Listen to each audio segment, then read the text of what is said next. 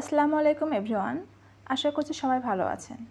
বিকালের নাস্তার জন্য একটি ডিম আর সুজি দিয়ে খুবই মজাদার নাস্তা তৈরি করে দেখাবো।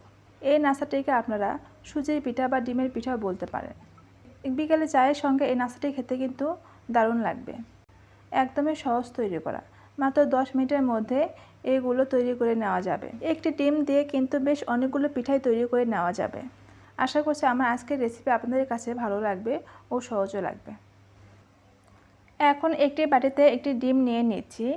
এখন এর মধ্যে দিয়ে দিচ্ছি হাফ কাপ চিনি আর দিয়ে দিচ্ছি সামান্য পরিমাণ লবণ।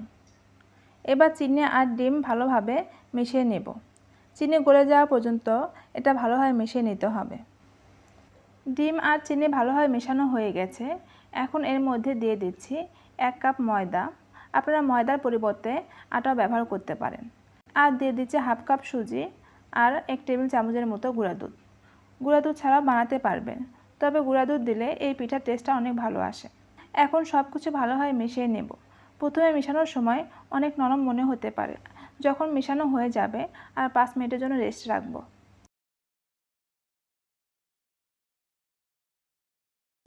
5 মিনিট পর ফিরে আসলাম। এখন হাতে তেল দিয়ে পিঠাগুলো তৈরি করে নেব। এখন হাতে কিছুটা ডো নিয়ে পিঠাগুলোকে আমি লম্বা করে বানিয়ে 2 পাশ থেকে চিকন করে নিয়েছি। এতে করে পিঠাগুলো দেখতে সুন্দর লাগবে। এইভাবে লম্বা শেপ দিয়ে সবগুলো পিঠা আমি বানিয়ে নেব। আমার সবগুলো পিঠা বানানো হয়ে গেছে। এখন একটা একটা করে সবগুলো পিঠাই গরম তেলের মধ্যে দিয়ে দিব। তেলটা আগে থেকে গরম করে নিয়েছি। তেলটা অতিরিক্ত গরম করা যাবে না, তাহলে কিন্তু পিঠার উপরে দ্রুত কালার চলে আসবে আর ভিতরে কুক হবে না। চুলার আঁচটা মিডিয়াম টু লো হিটে রেখে পিঠাগুলো ভেজে নিতে হবে।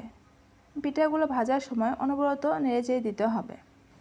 বেশ কিছুক্ষণ ভাজার পর যখন দেখব পিঠাগুলো কালার চেঞ্জ হয়ে গেছে, তখন তেল ছড়িয়ে উঠিয়ে নেব। দেখতেই পাচ্ছেন পিঠাগুলো সুন্দর একটা কালার চলে এসেছে। ভাজার পর পিঠাগুলো দেখেই বোঝা যাচ্ছে এগুলো খেতে কতটা মজার হয়। আমার সবগুলো পিঠাই ভাজা হয়ে গেছে। এখন তেল ছড়িয়ে তুলে নেব। একইভাবে আমি সবগুলো পিঠাই ভেজে নেব। সামান্য কয়েকটি উপকরণে চটজলদি একটি মজাদার নাস্তা তৈরি হয়ে গেল। পিঠাগুলো তৈরি করা এতটাই সহজ, হুট করে যদি কোনো মেহমান চলে আসে তাহলে আপনারা মেহমানকে বসিয়ে রেখে পিঠাগুলো তৈরি করে নিতে পারবেন। এই পিঠাগুলো 10 থেকে 15 দিনের মতো রেখে খেতে পারবেন। আশা করছি আজকের এই সহজ রেসিপি আপনাদের কাছে ভালো লেগেছে। ভালো লাগলে অবশ্যই লাইক, কমেন্ট ও বেশি বেশি শেয়ার করবেন আর অন্যকে দেখার সুযোগ করে দেবেন। এরকম সহজ সহজ ও মজার রেসিপি পেতে আমার পেজে ফলো করে রাখবেন। আজকে এখানেই বিদায় নিচ্ছি। আবার নতুন কোনো রেসিপি নিয়ে হাজির হব। আল্লাহ হাফেজ।